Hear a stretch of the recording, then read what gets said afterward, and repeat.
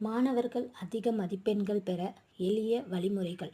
புதன்கிழமை தோறும் பாசிப்பயிறு அவித்து மீனாட்சி அம்மன் அல்லது புத பகவானை நினைத்து வணங்கி சாப்பிட்டு வர வேண்டும். கலைவாணியை வீட்டில் புதன்கிழமை அல்லது வியாழக்கிழமை தோறும் வெள்ளை தாமரை பூக்கொண்டு அர்ச்சனை செய்து வழிபட்டு வர வேண்டும். பகவான் ஸ்ரீ ராகவேந்திரருக்கு வியாழக்கிழமை தோறும் கற்கண்டு வைத்து அர்ச்சனை செய்து வர வேண்டும்.